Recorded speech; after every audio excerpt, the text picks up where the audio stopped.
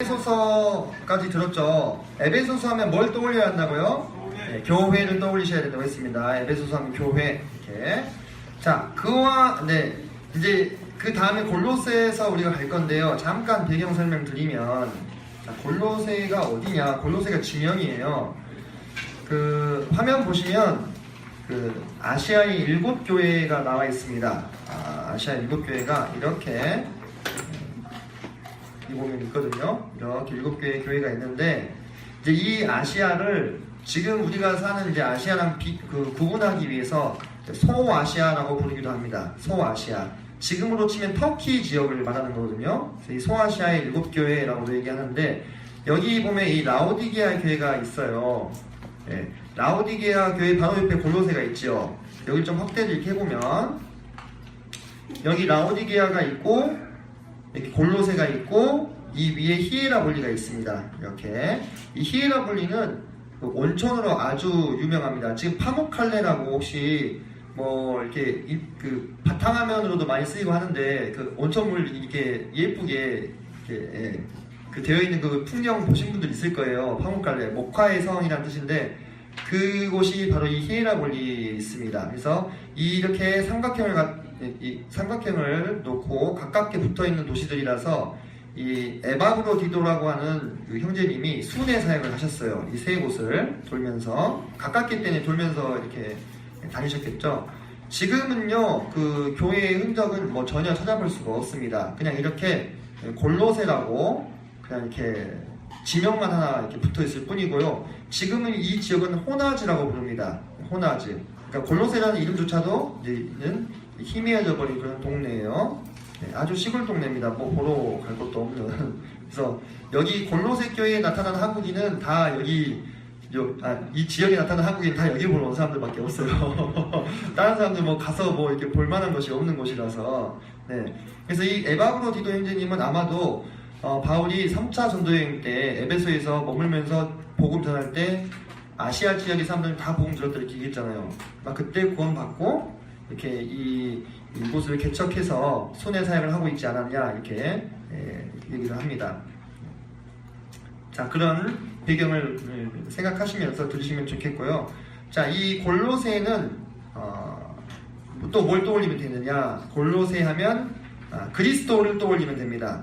그리스도를 한자로 바꾼 것이 기독이에요. 그래서 우리가 기독교라고 하는 것이, 기독이 그리스도를 음역하면서 기독으로 이렇게 음역한 거거든요. 그래서 기독론의 정수다, 그리스도론의 정수다, 그리스도가 누구시냐, 이것에 대해서 이 골로새서가 잘 밝혀주고 있다, 이렇게 얘기를 합니다. 특히 우리 거기 교재 보시면 166쪽에 개요 나오죠. 개요에서 그리스도의 탁월성, 기독론의 정수 해가지고 제가 장절 표시를 잘못했어요. 1장 24절부터가 아니고 13절부터입니다. 13절부터 이어지는 내용입니다. 1장 13절부터 29절까지 고쳐주시면 되겠습니다.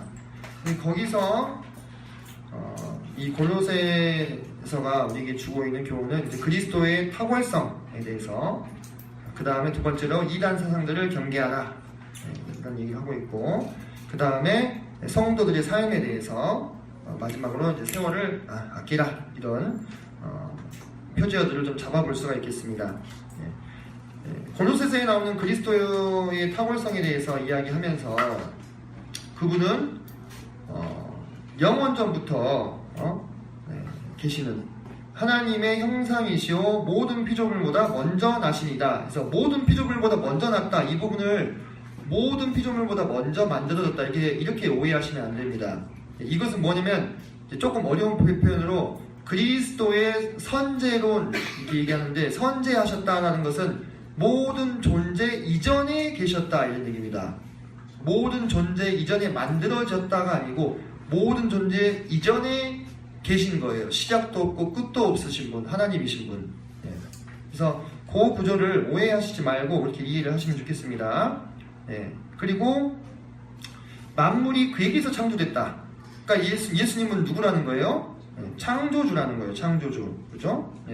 그래서 보이는 것들과 보이지 않는 것들, 왕권, 주권, 통치자, 권세가 다 그로 말미암아 창조되었고 그를 위하여 창조되었다, 이렇게 나옵니다. 그래서 우리 이 땅에 보이는 모든 이 생명들은 다 예수님을 위해서 창조된 거예요, 실은. 예, 근본적으로 따지면. 예. 자, 그리고 18절에 보면, 골로새서 1장 18절에 보시면, 그는 몸인 교회의 머리다. 이렇게 나옵니다. 그래서 우리가 에베소서에서는 몸된 교회에 대해서 이야기를 하고 있다면, 골로새서에서는 머리된 그리스도에 대해서 얘기하고 있다. 그래서 이 에베소서와 골로새서는 서로 짝이 아주 많이 맞습니다. 예. 79절에서 89절 정도가 서로 일치합니다. 에베소서랑 골로새서는. 예. 그래서 그런 그러니까 항상 읽으실 때도 짝을 읽으시면 좋겠죠. 에베소서 읽으시고 그 다음에 골로새서 읽으시고, 예. 중간에 빌립보서 있지만, 예. 그렇게 읽으시면 훨씬 더 잘 다가오실 거예요. 그 다음에 십자가로 화평케 하신 자, 화평케 읽으시고 화평케 하신 자, 예. 그러면서 화목케 하셨다.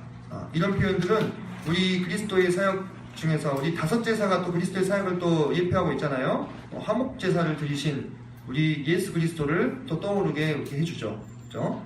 하나님과 우리 사람 사이를 화목하게 하신, 화평케 하신 분, 그분이 바로 예수님이시다 라고 하면서 이 예수 그리스도의 몸된 교회를 위해서 내가 남은 예수 그리스도의 남은 고난을 그의 몸된 교회를 위해서 내 육체에 채운다. 사도 바울이 이렇게 표현을 합니다.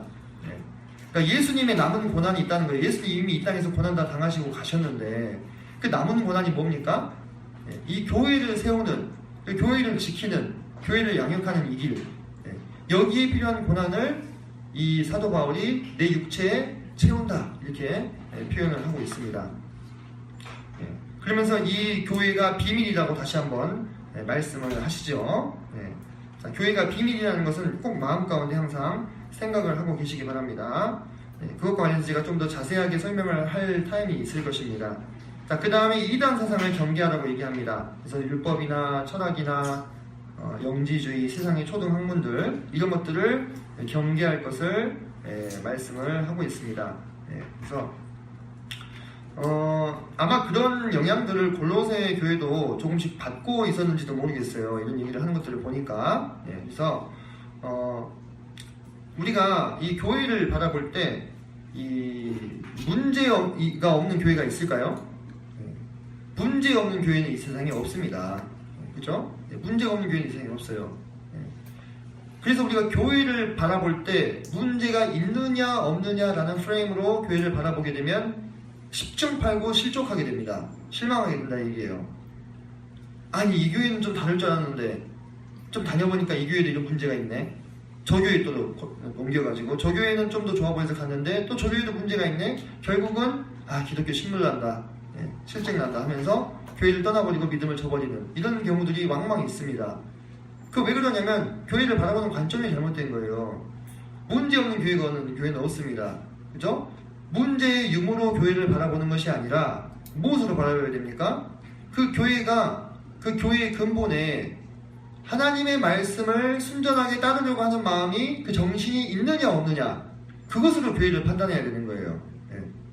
우리가 물론 뭐 100%라고 말할 수 없겠죠. 그죠? 하지만 적어도 하나님의 말씀을 최고의 권위로 두고 인간의 생각을 떠나서 하나님이 그렇게 말씀하셨다면 이 문장 앞에서 무릎 꿇을 수 있는 교회라면 믿고 다닐 수 있는 교회인 거예요. 근데 하나님은 그렇게 말씀하셨지만 현실은 좀 다르니까 지금은 현대사회니까 라고 생각하는 교회라면 그 교회는 문제가 있죠. 그죠? 그 중심이 어떤 마음이냐 그것을 가지고 교회를 바라보셔야 돼요.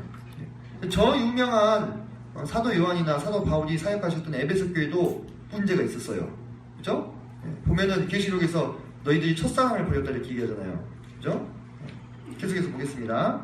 자, 그리고 성도의 삶에 대해서 여러 가지 본면들을 또 주고 계십니다. 거룩할 것에 대해서, 또 가정생활 이런 부분에 대해서도, 또 직장생활, 무엇을 하든지 마음을 다하여 죽게 하듯 하고 사람에게 하듯 하지 말라 이렇게 했어요. 근데 이게 직장생활에 보면 참 어렵죠. 무엇이든지 죽게 하듯 하기가 영 어렵습니다. 그죠? 직장생활 잘하는 사람은 표하는 건 잘하고 표 안 나는 건 좀 잘 감출 수도 있는 그런 노하우가 있는 사람이 직장생활 잘하는 사람이라고 하던데 여기는 무슨 일을 하든지 이렇게 얘기했어요. 그래서 그리스도인으로 살아가려고 쉽게 얘기하면 발버둥을 치는 거죠. 그죠? 발버둥 쳐야 돼요. 그렇지 않으면 이 말씀 따라 살기가 영원 어렵지 않습니다. 그죠? 예. 저도 직장 생활을 하기 때문에 이 말씀 앞에서 참 자신이 없습니다. 하지만 아까 제가 말씀드렸죠. 뭐 100%는 아니지만 우리 마음 중심에 하나님 말씀이 그렇다면 이라는 이 문장 앞에서 무릎 꿇고자 하는, 따르고자 하는 그 마음을 주님이 귀하게 보실 겁니다. 그러면서 세월을 아끼라 이렇게 말씀하셨습니다. 물론 이제 마지막 고면에 여러 가지 이야기들이 나오는데 저는 이 말을 항상 우리가 참 주목하여 봐야 되지 않느냐 이런 생각을 하거든요. 이 세월을 아끼다가 원어적으로 보면 기회를 사라 이런 뜻입니다. 기회를 사라. 그래서 외인들에 대해서는 지혜로 인해서 기회를 사라 이렇게 이야기를 하고 있습니다. 그래서 우리가 어떤 일이 일어나기까지 준비하면서 기다리는 자세도 필요하지만 또 주님께서 문을 열어 보여주시는 것을 봤을 때 그 기회를 딱 사는 그런 자세. 느헤미야에게 아닥사스 왕이 물어봤을 때 네가 근심이 있다 했을 때 쭈르륵 얘기해가지고 그죠? 성벽 다시 재건할 수 있는 허가 없고 거기에 필요한 어떤 이 물질도 없고 거기다가 포위병까지 딸려가지고 딱 돌아오잖아요. 기회를 잘 산 사람이었죠. 그죠? 네. 이렇게 해서 골로새서가 마무리가 되겠습니다. 자, 다음으로 이제 아주 짧은 성경입니다. 이 빌레몬서를 저희가 좀 보게 될 건데요. 빌레몬서 한번 찾아가 보시겠어요? 참 고마운 성경. 한 장만 읽으면 끝나는 성경. 그죠? 네. 한 장짜리 짧은 편지이지만 이 속에 참 깊은 교훈을 담고 있습니다. 특별히 이 빌레몬서는 이 형제 사랑에 대해서 우리에게 교훈해 주고 계신다 이렇게 생각을 하면 좋겠습니다. 형제 사랑에 대해서. 이 빌레몬서에 나오는 등장인물은 크게 3명이에요. 사도 바울과 빌레몬과 오네시모라고 하는 종이 나옵니다. 이 오네시모는 아마 이 빌레몬이라는 그 분의 그 종이었는데 아마 도망친 것 같아요. 그래서 당시에는 노예가 도망쳤다가 주인에게 잡히면 어떻게 됩니까? 네, 재판도 안 받고 죽여도 됩니다. 네, 특히 로마의 가부장들은요 상당한 권세를 가지고 있었어요. 그래서 심지어는 자기 아들이라 할지라도 순종하지 않을 때는 임의로 죽일 수 있었어요. 아버지가 최고였어요. 근데 뭐 노예는 더 많이 못하겠습니까? 노예는 뭐 잡히면 죽음 목숨이죠. 만약에 이 빌레몬이라는 분이 성도가 아니었다면 그냥 어떻게 하면 더 고통스럽게 죽일까 연구하셨을지도 몰라요. 근데 이 오네시모가 로마에서 사도 바울을 만나서 복음을 듣고 보온을 받은 거예요. 거듭나게 된 거예요. 그래서 이제 사도 바울이 이 빌레몬이라는 분에게 이 오네시모와의 관계를 회복하기 위해서 이 편지를 써서 보내는데 이 배경도 아까 우리가 살펴봤던 그 골로새입니다. 왜냐하면 이 빌레몬이라는 분이 이 골로새 교회에 계시던 아주 교회의 기둥 같은 분이셨던 것 같아요. 그래서 처음에 이제 빌레몬의 믿음과 사랑에 대해서 이 사도 바울이 칭찬을 합니다. 그러면서 어떤 칭찬을 하냐면 형제여 성도들의 마음이 너로 말미암아 평안함을 얻었으니 내가 너의 사랑으로 많은 기쁨과 위로를 받았노라. 이렇게 이 빌레몬이라는 분에 대해서 칭찬을 하고 있습니다. 그래서 아마 이 빌레몬이라는 분은 또 위에 보면 내 집에 있는 교회 이런 표현도 있거든요. 자기 집을 열어가지고 가정교회를 열고 성도들과 함께 주님을 섬기고 있는 그런 기둥 같은 역할을 하는 그런 형제님이셨을 것이다. 그런데 아마도 종을 거느릴 만큼 신분이 좀 있으셨던 것 같아요. 그때 당시엔 신분 사이였으니까. 그래서 이 오네시모에 대해서 이제 다음으로 이 사도 바울이 간구합니다. 간구하면서 참 이 바울의 이 모습이 참 아름답습니다. 보면은 사도 바울은 한창 그 교회 안에서 대선배죠. 그리고 그냥 이름 석자 얘기하면 다 아는 그런 유명 인사였단 말이에요. 나름대로 이 모임 안에서. 그리고 이 빌레몬도 모르긴 몰라도 아마 많은 그러한 가르침과 또 교훈을 받았을 것입니다. 영적인 스승이란 말이죠. 이 사도 바울이 밝히고 있잖아요. 내가 나에게 빚진 것에 대해서, 그죠? 빌레몬이 바울에게 영적으로 빚진 것에 대해서. 그런데도 어떻게 얘기하냐면 9절에 보면 도리어 사랑으로써 간구하노라 이렇게 얘기합니다. 사도 바울이. 그래서 이 사도 바울의 이런 모습들이 이 사도 바울이 오네시모를 사랑해서 편지를 썼지만 또 누구도 사랑하고 있다는 걸 보여주는 거예요. 이 빌레몬도 형제로서 사랑하고 존중하고 있다, 이런 모습을 보여주는 거예요.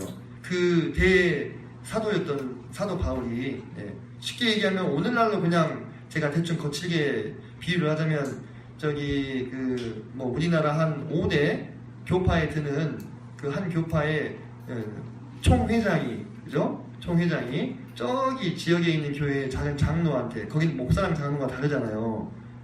사랑으로 감청하고 있는 모습인 거예요. 사실 우리가 교파교회 사람들이 아니니까 감이 잘 안 오지만 교파교회 사람들은 깜짝 놀라게도 이렇게 얘기하면 그 상황이 지금 연출이 된 겁니다. 지금. 그러면서 오네시모에 대해서 뭐라고 얘기하냐면 그는 내 신복이라 이렇게 얘기합니다. 12절에 그는 내 신복이라. 근데 이 신복이요, 이 헬라어 원어적으로는 심장을 말하는 거예요. 심장. 그러니까 이 오네시모는 나의 심장과 같은 사람이다, 이렇게 오네시모에 대해서 사도 바울이 그의 사랑하는 마음을 나타내고 있습니다. 그러면서 이 오네시모는 앞으로 사랑받는 형제로 둘 차다, 종으로 대하는 것이 아니라. 근데 이런 이야기가요, 참 놀라운 것이 당시는요 철저한 신분사회였습니다. 그죠? 물론 자유민이 될 수 있는 기회가 있었지만 아주 큰 공을 세우거나 전쟁터에 나가서 하여튼 뭔가 목숨을 걸어야 되는 그런 과정을 거쳐야만 이 자유민이 될 수 있었어요. 또는 권세가 있는 사람 집에서 오랫동안 충성스럽게 섬긴다거나. 근데 그런 어떤 신분 질서를 초월한 형제 간의 사랑을 지금 보여주고 있잖아요. 당시 초대교회에는 이 노예 출신들도 많이 있었고요, 귀족 출신들도 많이 있었습니다. 그들이 섞여서 신분의 질서를 초월해서 한 형제, 한 자매로서 사랑과 교제를 나누던 그런 교회였어요. 그렇기 때문에 이 예수님께서 우리에게 오셔가지고 우리에게, 제가 그랬잖아요, 새 백성들과 새로운 하나님 나라의 법을 우리에게 주시고 새로운 영토를 우리를 삼으셨다 했는데, 그 새로운 법이 뭐냐, 이 세상 나라의 법은 기준을 세워가지고 신분을 나누고 차등하고 차별하고 이렇게 대우를 따로 하지만, 하나님께서 회복시키신 하나님 나라에서는 그런 신분의 차등 없이 누구나 예수 그리스도의 피로 말미암아 거룩하게 된 사람들은 형제와 자매로 교제할 수 있는, 그와 같은 다른 말로 하면 유토피아죠, 그죠? 이와 같은 하나님 나라가 회복된 모습들을 이 짧은, 괜찮으세요? 안 다치셨어요? 네네, 괜찮으세요? 다행입니다. 안 다치셔서. 우리가 정말 사람을 변화시키는 것은 사랑이구나, 이런 생각을 많이 하게 되고, 이 오네시모로 하여금 이런 숭고한 삶을 살게 하신 우리 예수님께 또 영광이 돌려지는 그런 모습입니다. 그런 장면입니다. 넘어가 봅시다. 이제 마지막 이제 빌립보서를 보겠습니다. 옥중서신의 마지막을 지금 구성하고 있죠. 이 빌립보서는 이제 거의 사도 바울이 아마 자신이 석방될 것으로 이렇게 확신하던 그때에 썼다고 이렇게 합니다. 그래서 이 빌립보서 할 때는 이제 뭘 떠올리시면 되냐면 기쁨을 떠올리시면 됩니다. 기쁨. 그러니까 기뻐하라. 내가 너에게 다시 말하노니 기뻐하라. 이렇게 기뻐하라는 표현과 관련된 표현을 14번 이상 쓰고 있습니다. 그래서 참 재밌는 게 감옥에 갇혀 있는 양반인데 기뻐하라고 이렇게 도리어 이렇게 말씀하고 계시잖아요, 그죠? 그래서 빌립보서는 복음은 결코 매이지 않는다. 나는 지금 이 감옥에 매여 있지만 하나님의 복음은 오늘도 온 땅을 달리고 있다.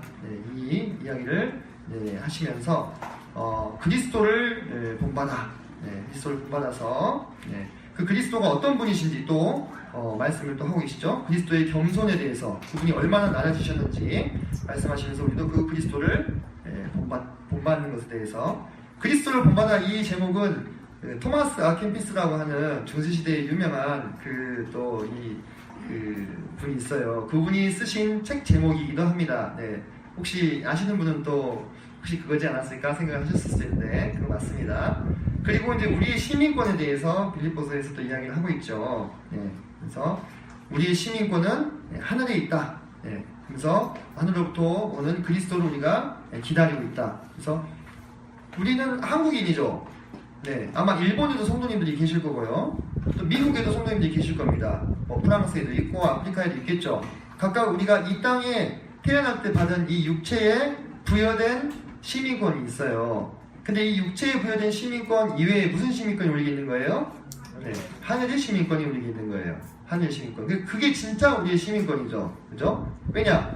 이 육체는요, 시간이 지날수록 이제 낡아집니다. 그죠? 아직 여기 이 고등학생 우리 승주는 점점 더 강해지죠. 그게 이제 어느 기점을 지나면 이제 점점 낡아져 가는 거예요. 언젠간 결국 이제 버리게 됩니다. 그죠? 우리가 죽었을 때 땅에 묻거나 화장을 하잖아요. 그죠? 네. 이 몸은요, 이 몸이 속한 이 시민권은 유한한 거예요. 네. 언젠간 내가 한국인이라는 타이틀을 벗을 날이 오게 되는 겁니다. 그런데 우리 이 육신 안에 거해있는 우리 영혼은 어떻습니까? 영원하지 않습니까? 그죠? 이 영혼이 어느 시민권을 가지고 있느냐, 천국 시민권이냐, 지옥 시민권이냐, 이게 중요한 거예요. 네. 그게 우리의 국적보다 더 중요한 겁니다. 이 국적은 길어야 7, 80년 가지만 영혼의 이 시민권은 어떻습니까? 네, 영원히 가는 거예요. 근데 사도 바울이 뭐라고 얘기하냐면 오직 우리의 시민권은 하늘에 있다 이렇게 얘기하지 않습니까? 그래서 빌립보 교회 성도들을 위로하는 것을 보게 됩니다.